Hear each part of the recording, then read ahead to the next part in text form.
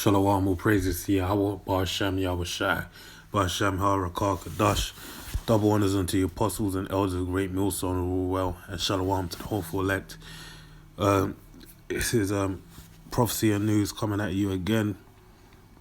You know, we're in the last days, and it's being shown with all the things that are coming to pass in the news, and you know, various things, and even more so with YouTube, where they cut information's come out where they want to basically start, from my understanding, a little understanding that I've got, that if you ain't commercially, if your channel or your videos are not commercially viable, in the sense that they can't make money from the content that you're uploading, then they're basically looking to get you off their platform, basically.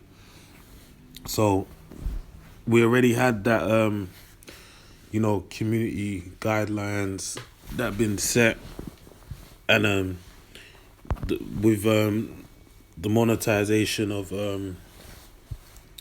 that determines that how much you can gain how much monetary gain you can gain from your channel, dealing with these YouTubers that make a living off it.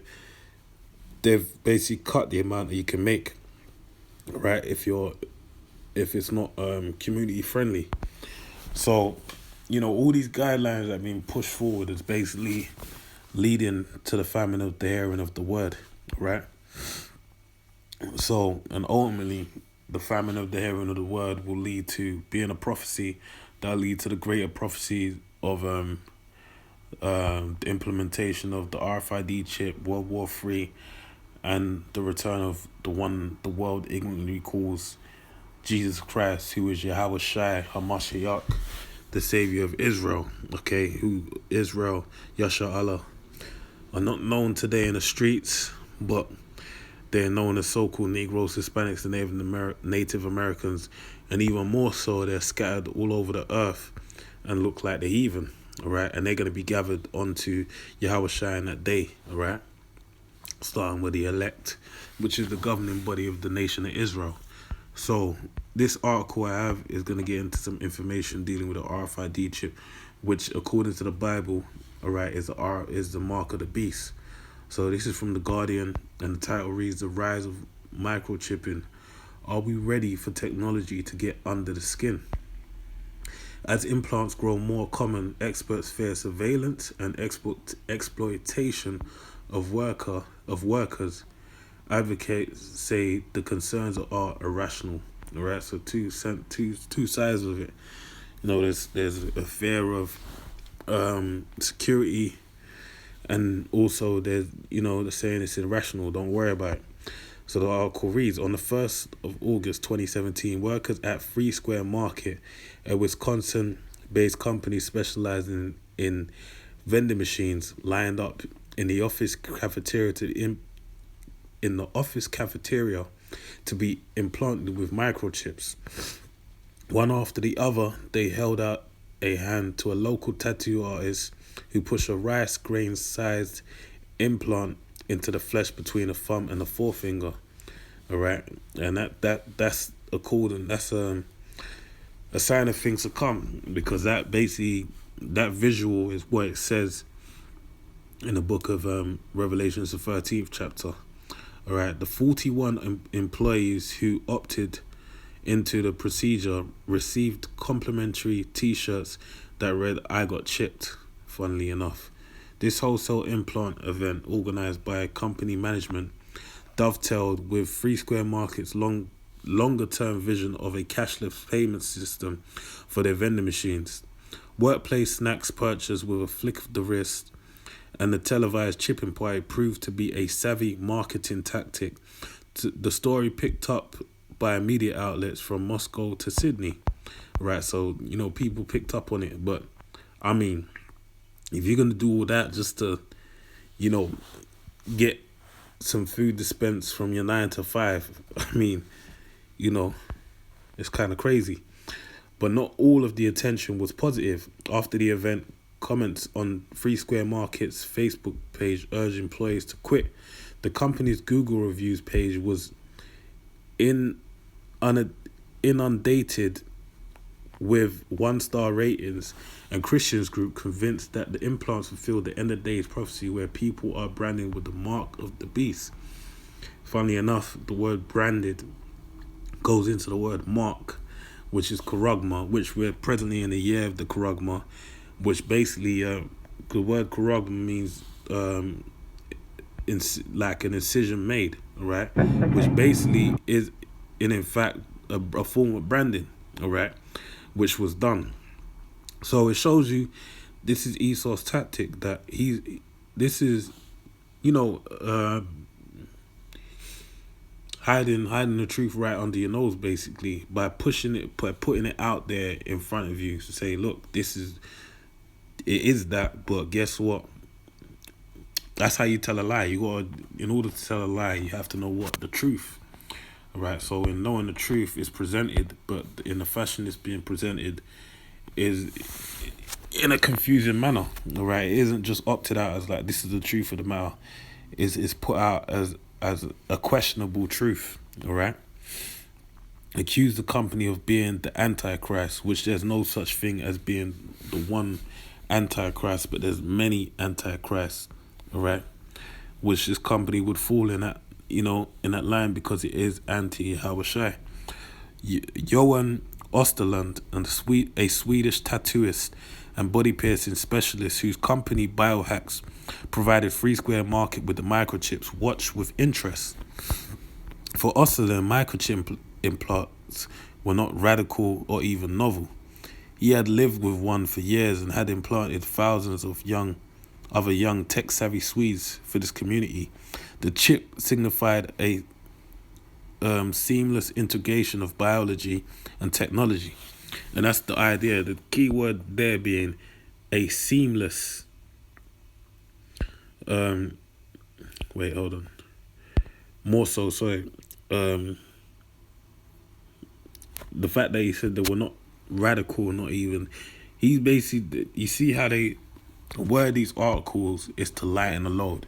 They presented the truth, but then guess what?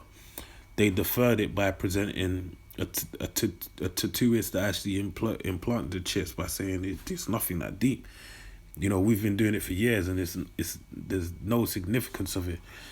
By them saying that, it presents that it gives you comfort in the idea of doing it, that look, they've been doing it for X amount of years, nothing's happened to them. So why don't we do it? It just makes my life easier. They use implants to gain access to their co-working spaces, pay for gym memberships, and even ride the train. With Biohacks, Osterland was hoping to introduce this concept to a global market. Free Square Market was a test case, the first company in the US to offer implants to employees on a public stage, but a highly charged reaction which linked the devices not only to pernicious surveillance, but to a vision of tech apocalypse, raised a question that Osterland is still grappling with. Is the world ready for technology to get under the skin? All right. So he's not questioning is this the mark of the beast. He's questioning are people, with the times. All right. Microchips are essentially cylindrical barcodes that, when scanned, transmit a unique signal through a layer of skin. Mostly they have been used to organize products or warehouses or identify livestock and stray pets. And guess what?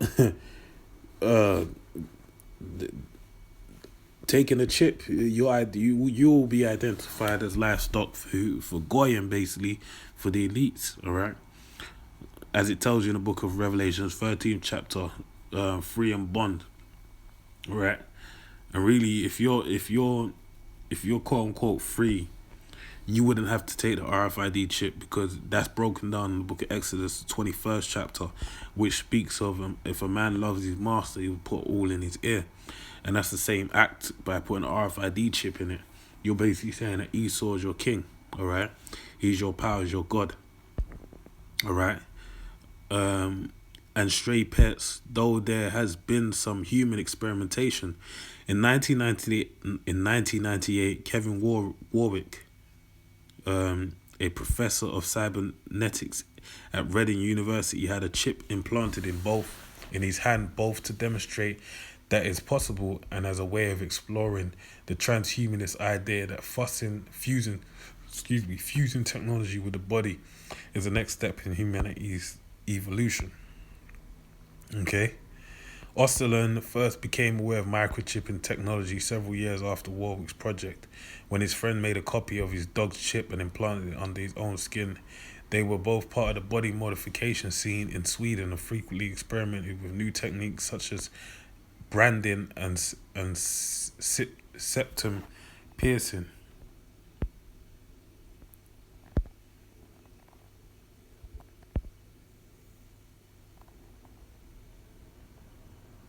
Okay.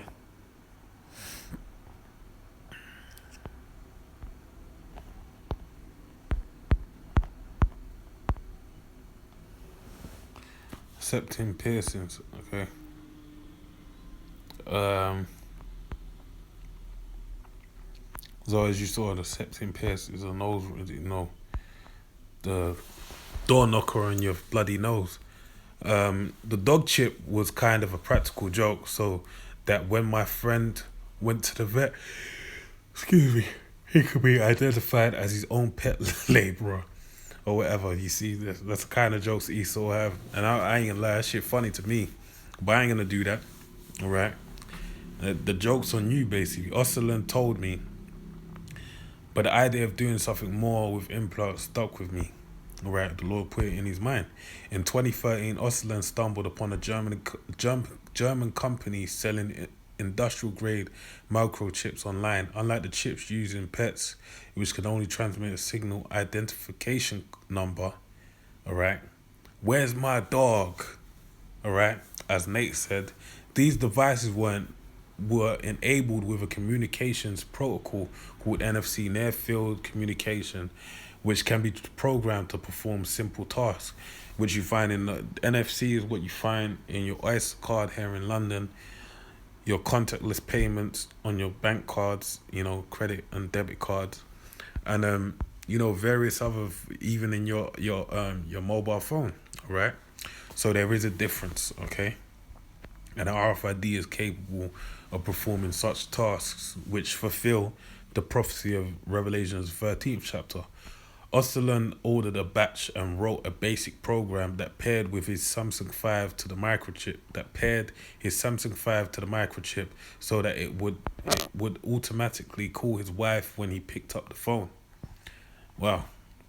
On the first implant attempt, Osterlund accidentally broke the tiny fuse in the chip while sterilizing it, but the second attempt stuck. When he touched his phone, it automatically triggered a call to his wife. So you can program these chips accordingly. All right. It was like my body was online. He said, it was my very own Johnny um, Nemo, moment. Excited, Osterlund reached out to a friend called Hans Sojblad, who was associated with the transhumanist community in Sweden. Schlossblad was impressed with Osterlund's experiment and invited him to hold a demonstration at Epicenter, a tech-fused co-working space in Stockholm, where Sojblad was the chief disruption officer. Other young innovators and startup founders at Epicenter were intrigued with Osterlund's implant, and soon he and Sojblad were hosting chips and beer evenings. Bloody hell. Osterlund would implant microchips over alcoholic beverages and share ideas about what new cyborg applications were possible. Alright? In no time, Epicenter was updated to biochip compatible, and suddenly we were opening the front door and printing documents with implants. Sojblad told me it was all community based development, and it was super exciting. Today, Osterlund and Sojblad have their own microchip-focused businesses. Osterland Biohacks is aiming to simplify identity and access in the digital world. All right, offering a replacement to the seemingly endless collection of passwords, keys, tickets, cards that clutter our lives. With the chip, it's all in this one tiny device that is impossible to lose, he said. Sosblad's business, Disruptive, which is based out of a university in southern Sweden, approaches microchipping as an extension of the wearable health tracking industry. Sosblad believes that by placing a device under the skin instead of wearing it like Fitbit, data collection will be greatly improved. Swipe it with an iPhone, and you will be able to get your blood oxygenation, temperature profile, um, heart rate patterns, breathing patterns. He said, for people who want to optimize their health, this would be a game changer. Now, if you see, um,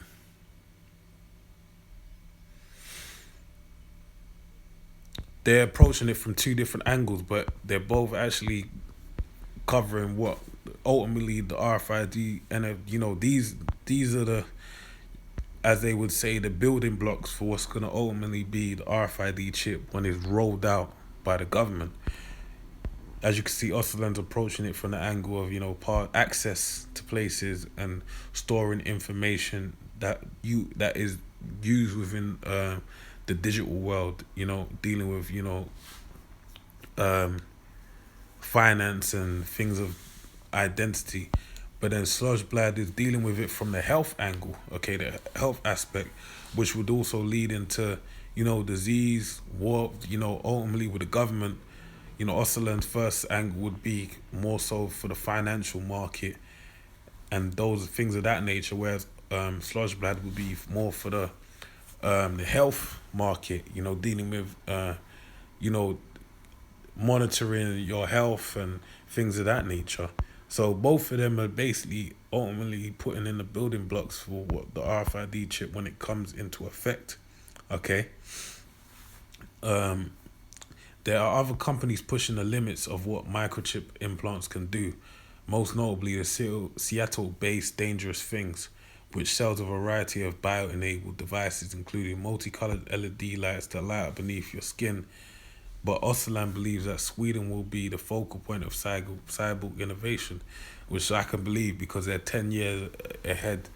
The elites basically designated that the spot, for these things to play out, for the world to basically follow after, okay? The National Railway is already compatible with my chips. As a country, we are planning to be totally cashless by 2023, he told me. I guess here you can see an example of how it can be done. And that's the point, that's the key point, okay? That this country of Sweden is going to be the light bearers, the for lack of a better word, I know there's another phrase I want to say, the beacon of light of what the future of the world is going to be, basically. I guess here you can see an example of how it can be done, right? They're setting up the blueprint for everyone to follow after. But Urs Gasser, executive director at Harvard's Berkman Klein Center for Internet and Society, believes scaling up beyond the Swedish tech hub environment to a broader market will be more legally and ethically tenacious than Osterland might expect. This experiment has so far happened in a wealthy country among very digitally savvy people, he said. And while having a chip may play out nicely for well-educated people in Sweden who are part of the digital hub, I guess how this will play out for, say, a worker in a warehouse. Okay, indeed, Gasser believes that many people reacted negatively to Free Square Market's highly publicized chipping event because it symbolized power imbalances in the workplace, conjuring dystopian images of an authoritarian employer dehumanizing and controlling workers. Seeing employees get implanted at the workplace made people question what it means to be an employee. He said, Are you a person being paid for your work, or are you the property of the company you work for? And guess what? That's gonna be circumvented by what? Those, by quote unquote so-called elites of this world, which really are lesser luminaries participating in the taking of the chip. All right, that's how that's going to be circumvented. All this is problem, reaction, solution. All these little things, they're basically, pinpointing, highlighting little issues that people would have with the RFID chips. When they roll it out, it will seem as if there's no issues at hand, okay, and everyone will basically succumb to it and deal with it without any backbiting, basically. Because again, that was the key point being about the Sweden thing and that they're tech savvy people. Yeah, that's true, and that's why they're saying it'll be cashless by 2023. And as the elites designated that place to be as such, they're gonna do the same thing with the rest of the world, all right? And their measures might not be the same as Sweden. They may have learned certain things or whatever they're doing, man. However, the spirit of Yahweh Bashem Yahweh Shai wills it. But it's going to roll out very soon, man. All right?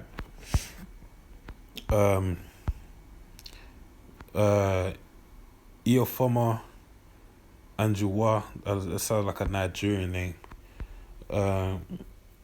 Professor of Labor and Employment Law at Cornell University, adds that it's crucial to consider the implications of microchipping technology in the context of increasing worker surveillance. In a 2016 paper, Limitless Worker Surveillance, Anjua and her co-workers Kate Crawford and Jason Schultz argued that new data collection methods tracking internet history, DNA testing, collection of health data as part of workplace wellness programs not only provide employers a more intimate data profile of their employees at the workplace, but bleed into their private and internal lives.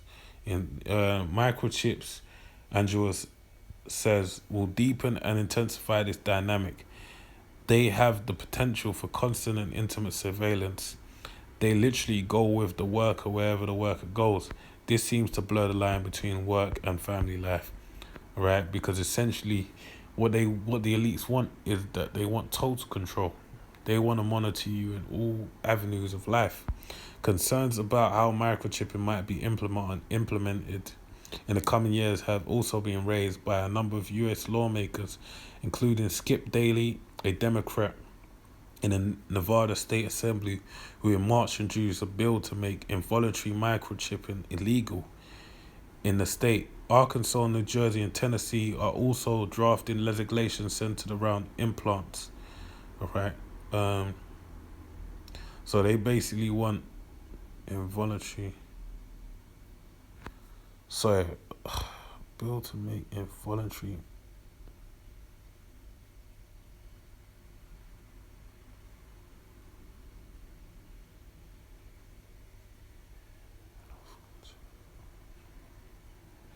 So, I believe they're saying they want. If my understanding serves me correct, excuse me, because I'm a bit tired at the moment, a bit slow with it. A bill to make involuntary. So that means you don't want to do. If you don't want to volunteer to microchip, illegal. So they're basically saying in the state of Nevada, they don't want you to be able to say, I don't want to get the microchip. Arkansas, New Jersey, and Tennessee are also drafting legislation centered around implants, all right? And then they don't really go into what they're saying. In a company statement, Free Square Market was careful to emphasize that its chipping party was entirely voluntary, all right? But according to Angela, because labor laws in the US often skew in favor of the employer, workers can still be subject to coercion, which I believe that is, when it comes to surveillance tech. Right, in 2015, for example, a woman was fired after she deleted an employee tracking app that recorded her movements even when she was not at work. In another recent case, an employer was found to have demanded the employee provide DNA samples for genetic testing after human feces was found in their workplace. Bloody hell. Andrew Waugh says that in the absence of clear labor regulations that prevent workplace pressure to submit to surveillance, employers might feel pressured to say yes to microchips even if they have reservations. So they create that environment of peer pressure, basically. All right. When I raised these concerns with Öcalan, he said that for microchipping to scale successfully, new legal frameworks, particularly around formed consent, were essential. In fact, part of the reason he believes Swedes have been early adopters of microchipping is because of stronger labour regulations and data protection laws, such as Europe's General Data Protection Regulation, which he believes creates an atmosphere of trust between government and society, employer and worker. Yet both he and Schlossblad also presume that much of the fear elicited by microchips is found less on privacy concerns and more on a rational prejudice against implants. Microchips are inert and passive, basically like swipe cards that you can't lose. Öcalan said, so I find it ironic when people with an iPhone or Gmail account get on Facebook to scream about privacy just because they're freaked out by the incision. That we respond to the new technologies in an emotional and psychological way, though is unavoidable, particularly when the body modification is involved. For Gasser, these emotional responses should not be immediately dismissed as superstitious or illogical. The fear we feel in relation to microchips is less about a particular technology and more about the technology in the context of power and uneven power structures, like employer and worker. He said, when those dynamics are implanted in our bodies, there is a line we cross that simply feels different. All right. So basically, this technology is gonna really, he made a good point saying that they feel like some people feel that there's a power dynamic that's being played out. Well, that power dynamic is gonna be done away with when ESO implements the RFID chip in its fashion. Now we are in its fullness. Sorry.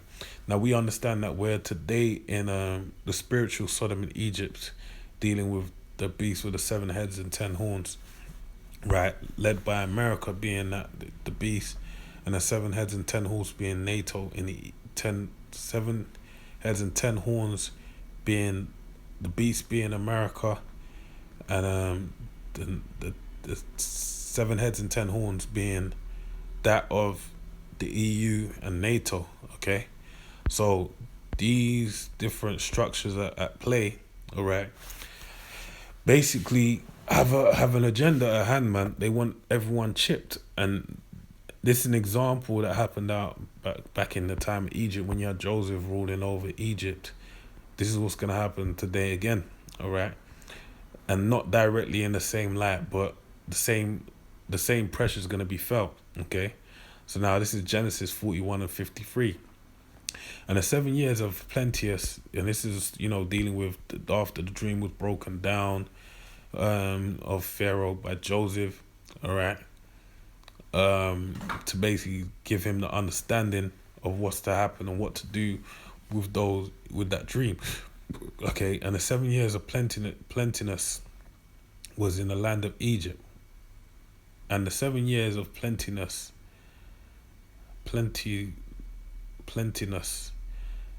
that was in the land of Egypt were ended, and the 7 years of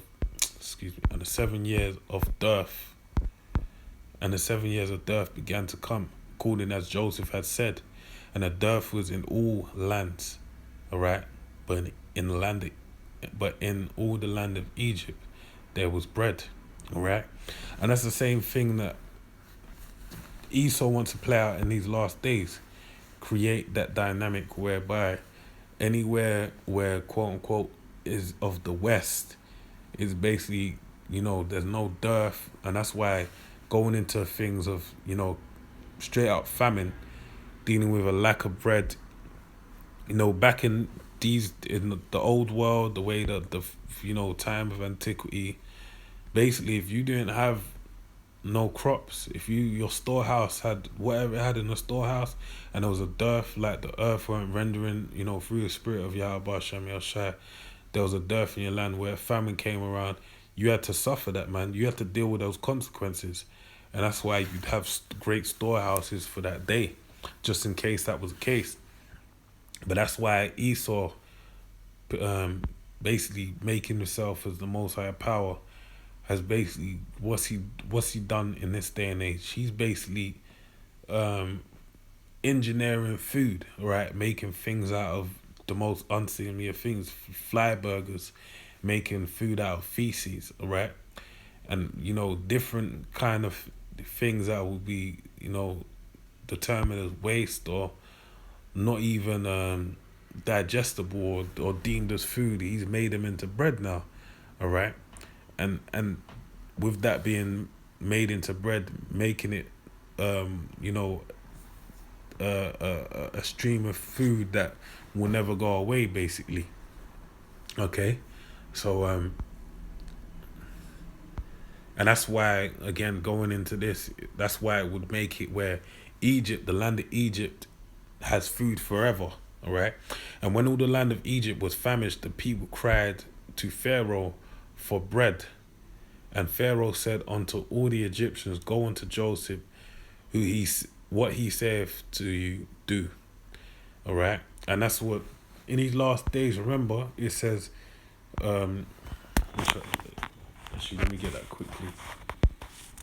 In the book of Revelations, what does it say?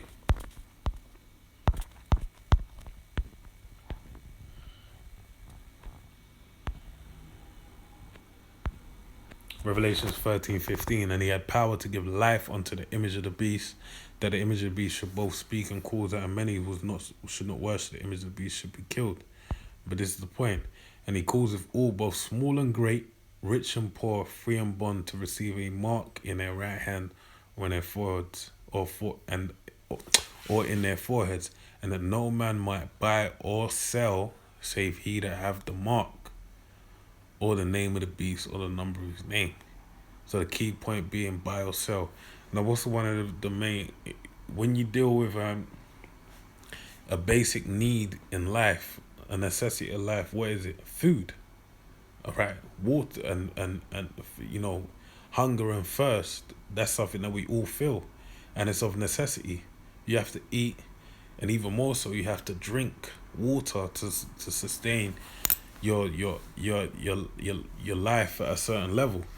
So that's one of the key things that's tied in with the RFID chip, is that all people, no matter their where they fall in the demographics of things, they have to take what? A RFID chip, and they won't be able to buy or sell nothing save if they have that RFID chip. So that shows you that one of the key things, the key selling factors of the RFID chip is what? The fact that you'll be able to buy or sell. Without it, you won't be able to. So if you won't be able to buy or sell, where would you fall in the scale of things? You can't buy food. That means you can't eat. All right. So this falls in line with the same thing that's being said here. And the famine was all over the face of the earth. All right. And Joseph opened all the storehouses and sold unto the Egyptians. And the famine waxed sore in the land of Egypt. All right. And that's not the house of Pharaoh, but those that are in Egypt and not under the house of Pharaoh.